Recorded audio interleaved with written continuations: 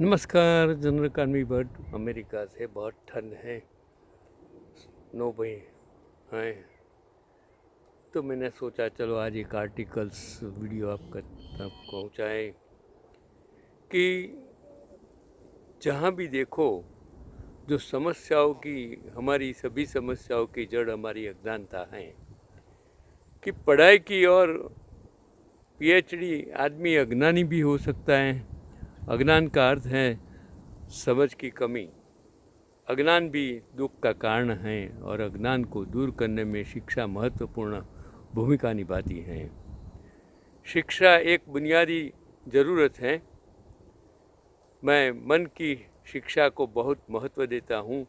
तो अच्छा है कि लोग विदेश आए, हमारी बुद्धि चली जाती है, ऐसा कहा जाता है। लेकिन वहाँ जाकर भी उनके दिल में भारत धड़कता है। हमारे स्वतंत्रता सेनानियों ने विदेश में पढ़ाई की और देश की सेवा की।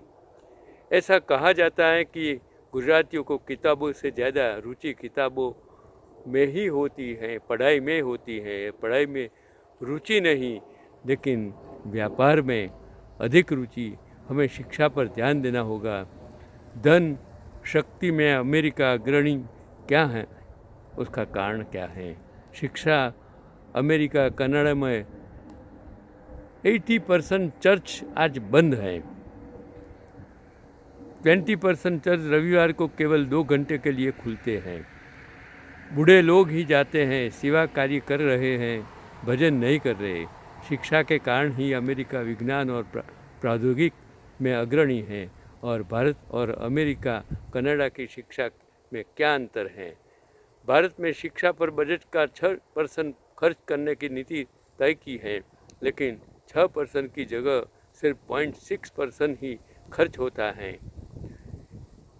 तो जो लिखने वाले हैं, जिन्होंने आर्टिकल्स लिखा, वो मैंने आप तक पहुंचाता हूँ। उन्होंने लिखा कि मेरी बेटी का बेटा अमेरिका में 9वीं कक्षा में पढ़ता है।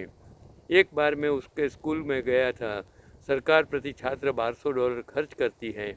मात्र 6000 की आबादी वाले गांव में यह स्कूल शानदार है और स्कूल का मैदान बहुत बड़ा है।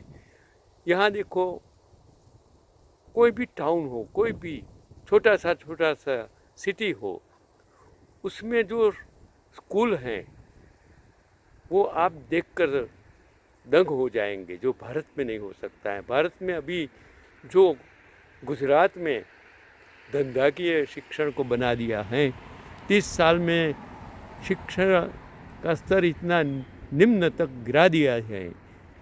जो सरकार सत्ता में है और जो हमारे आज के मुखिया भारत देश के 10 दशक में उसने शिक्षण को ख़त्म कर दिया है, उसको बिजनेस बना दिया है। कोई भी लड़का पढ़ नहीं सकता है क्योंकि खुद उसकी डिग्री का दिखाना नहीं है। वही तो एक प्रॉब्लम है। तो वहाँ सारी सुविधाएं, यहाँ बहुत सारी सुविधाएं हैं। इतना खाना अच्छा दिया जाता है कि आप सोच भी नहीं सकते हैं। तो हमारे युवा विदेश क्यों जाते हैं? अच्छी शिक्षा पाने के लिए, अच्छा जीवन जीने के लिए, अच्छी नौकरी के लिए। हमें गर्व है कि हमारी गीता ने दुनिया को कर्मयोग का संदेश दिया, लेकिन सबसे ज़्यादा काम की चोरी इसी देश में होती है। काम में ध्यान भटकना सामान्य बात है। वेद शब्द अमेरिका कनाडा में मौजूद नहीं है। हम सरकारी कर्मचारी वहाँ CL कैजुअल लीव रिपोर्ट लगाकर गपशप करते रहते हैं। वरिष्ठ अधिकारी जांच करे तो रिपोर्ट दे, नहीं तो फाड़ दे। अंबाजी यात्रा के लिए गपचिकी भी मारता है। इस काम की चोरी से हमारा बहुत बुरा हाल है। और विदेशों में बच्चों के सर्वांगीण विकास की व्यवस्था है। हमारे यहाँ गोखण पट्टी हैं। परीक्षा उत्तीर्ण की और गिर गए, और जो देखो कितने परीक्षा के पेपर फूटते हैं, इसके लिए कोई जिम्मेदार नहीं है। सरकारी नौकरियां नहीं पाते हैं क्योंकि सरकार ने जो सारी सरकारी कंपनियां बेच दी हैं। इसके लिए कहाँ से नौकरी का अवसर सरकार दे पाएगी? बोला था कि 2 करोड़ नौकरियां देंगे, लेकिन कहाँ से देंगे? और उनके पास कोई ज्ञान ही नहीं है। जो लिखने वाले हैं लिखता है कि मेरी 2 बेटियां हैं।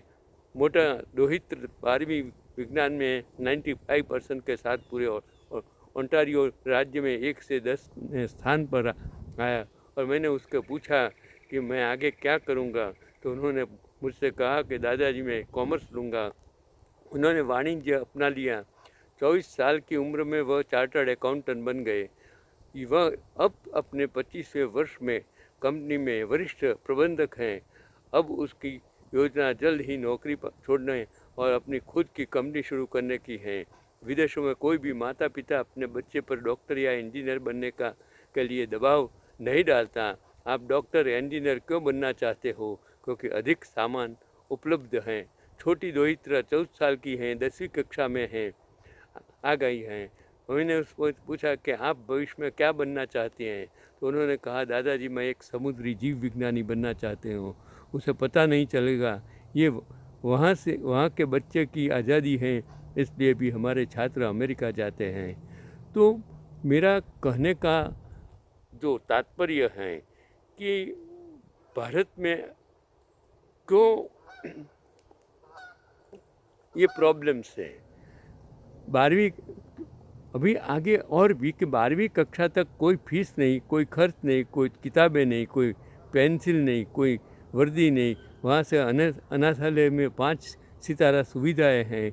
इतनी बच्चों की देखभाल करती हैं। वही साफ़ सफाई भी का भी ख्याल रखा जाता है। कॉलेज की फ़ीस है लगभग 60% छात्रों को स्कॉलरशिप फ्रीशिप लोन मिलता है ताकि वह पढ़ाई कर सके। तो जो बंदा ये लिखता है वो उसने लिखा है कि मैंने 63 साल तक सेफ्टी इंजीनियर की नौकरी की। फिर कॉलेज ने मुझे पूछा कि क्या तुम्हें फीस चाहिए? तब मैं कमा रहा था, मैंने फॉर्म भर दिया। मैंने $2200 का भुगतान किया। वर्ष के अंत में कॉलेज ने मुझे $2600 का चेक दिया। मैंने कहा कि मैंने $2200 दिए हैं, 2600 नहीं। तो मुझे जवाब मिला कि $200 बस के लिए हैं और $200 अन्य खर्चों के लिए हैं। वही एक अच्छी बात है कि कॉलेज में पढ़ाई के साथ साथ आपको 16 साल के बाद नौकरी मिल सकती है, जिसमें खर्च भी शामिल होता है। नौकरी की व्यवस्था भी कॉलेज ही करेगा। USA कनाडा में उत्कृष्ट शिक्षा उपलब्ध है और विश्व के 10 सर्वश्रेष्ठ विश्वविद्यालयों में अमेरिका के 6 और इंग्लैंड के 4 विश्वविद्यालय हैं। और भारत में 350 तक एक भी यूनिवर्सिटी नहीं। हम विश्वगुरु होने का दिखावा करते हैं, कोई देश नहीं है। वहाँ आपको बेहतरीन शिक्षा मिलती है। रचनात्मक सोच कितनी है। वार्षिक परीक्षा नहीं होती, हर पखवाड़े पर वर्षों बच्चों का मूल्यांकन होता है। तो गोखण प्रति भी नहीं। एक बार हमारे यहाँ एक संप्रदाय के प्रचारक आए। उन्होंने मेरी 4 साल की दोहित्र से पूछा रावण की पत्नी का नाम क्या था? मैंने कहा रहने दो, कनाडा में किसी भी परीक्षा में रावण की पत्नी का नाम नहीं पूछा जाएगा, लेकिन धर्म और राजनीति को छोड़कर किसी भी विषय पर प्रश्न पूछे और वह उत्तर दे देंगे। उपदेशक ने 4 प्रश्न पूछे, उनका सही उत्तर दिया। मैंने 11 साल तक कनाडा के एक कॉलेज में पढ़ाया। मैंने कभी किसी लड़के को किसी लड़की के साथ गंदी हरकतें करते नहीं देखा। अमीरी हैं तो बुराई भी हैं, लेकिन मैंने सड़क पर किसी को लात मारते या किसी के कमर में हाथ डालते नहीं देखा। वे लोग अनुशासन सम्मान में विश्वास रखते हैं। मेरी क्लास में कोई भी लड़की या लड़का देर से नहीं आता था। एक बार परीक्षा के दौरान एक लड़की ने मुझसे पूछा, सर जब आपने यह चैप्टर पढ़ाया था तो मैं बीमार था, मुझे यह प्रश्न समझ में नहीं आया, इसलिए मैंने उन्हें उस अध्याय की समझ दी जिसमें प्रश्न का उत्तर दिया गया था, लेकिन उस लड़की ने उत्तर नहीं लिखा। मैंने उससे पूछा, आपने जवाब क्यों नहीं लिखा? तो लड़की बोली, सर मुझे समझाइए, लेकिन उससे पहले मुझे जवाब नहीं पता था, इसलिए मैंने नहीं लिखा। वहाँ बच्चे कभी झूठ नहीं बोलते, कभी मंदिर मत जाना, कभी गीता का पाठ नहीं करना, भागवत मत पढ़ो। यहाँ सड़क दर सड़क आदान प्रदान होता है, फिर भी हम झूठ बोलते हैं और बहादुरी से समझते हैं कि मैंने क्या उल्लू बनाया है। बच्चे से कभी झूठ न बोले, कोई गाली न गलौज नहीं होगी। झूठा कसम खाता है न कभी कसम झूठा खाता है। सच्चा आदमी कसम नहीं खाता। यह अनुशासन है, इसलिए वो लोग दुनिया में शीर्ष पर हैं। कोई भी देश अपनी भव्य संस्कृति, भव्य इमारतों, भव्य मंदिरों से महान नहीं बनता। देश महान बनता है केवल शिक्षा और अनुशासित नागरिकों के साथ। अमेरिका, कनाडा, यूरोप के लोग महान हैं क्योंकि वे बहुत अनुशासित हैं। नई नई और न्यूज़ न मूल्य। एक बार मैं कॉलेज में पढ़ाने जा रहा था और अपना मोबाइल बस की सीट पर भूल गया। शाम को लौटते समय मुझे एक यात्री वाली बस मिली। मैं सुबह सीट पर बैठा था, वहाँ गया तो मोबाइल वहीं था। इस सीट पर कितने लोग बैठे होंगे। एक बार शुक्रवार के दिन मैं एक मेहमान को लेने रेलवे स्टेशन गया। बारिश की संभावना थी, इसलिए छाता ले लिया। मेहमान आए और मैं छाता बेचकर बेंच पर भूल गया। सोमवार को बारिश हुई तो छाते की याद आ गई। चौथे दिन मैं उस किनारे पर गया, छाता वहीं पड़ा हुआ था। वही तो बहुत ईमानदारी है। तो वे लोग महान हैं। छेड़छाड़ करने से आप महान नहीं बन जाते। वाड़बाइज कनाडा में एक सरकारी समृद्ध पुस्तकालय है। वहाँ एक कंप्यूटर है। एक छात्र को एक बार में 15 किताबें दी जाती हैं। किसी भी अखबार का प्रिंट आउट ले ले। यदि हम वहाँ नई घर बनाते हैं तो इस बात का विशेष उल्लेख किया जाता है कि मंदिर कितना नज़दीक है, लेकिन कहीं भी इस बात का जिक्र नहीं कि लाइब्रेरी नज़दीक है। विद्वान प्रोफेसर बाबू सुथार और हेमंत कुमार शाह के व्याख्यान के लिए हमारे द्वारा आवंटित हॉल भी रद्द कर दिया गया है। अमेरिका, कनाडा में ऐसा कभी नहीं होगा। वहाँ विद्वानों को आगे से बुलाना चाहिए। मैं पढ़ने गया, मुझे प्रोफेसर बना दिया। वहाँ ऐसा चमत्कार होता है।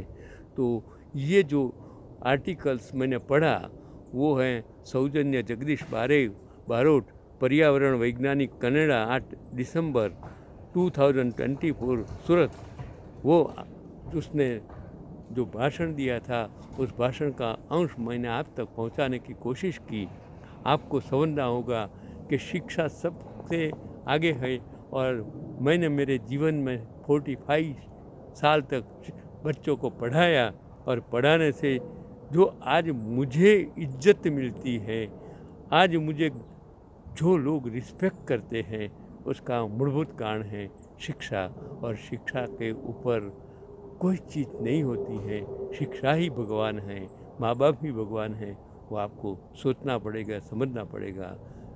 मैं रमेश भाई सवाणी और वो बारोट साहब को धन्यवाद देता हूँ कि इतना अच्छा आर्टिकल्स, इतना अच्छा लेक्चर्स उन्होंने सूरत में दिया था, वो मैंने आप तक पहुँचाने की कोशिश की है। नमस्कार, चंद्रकांत बी भट्ट। यहाँ आप देख सकते हो कि कितना सारा स्नो है और इस बीच मैंने आपको वीडियो बनाने की कोशिश की।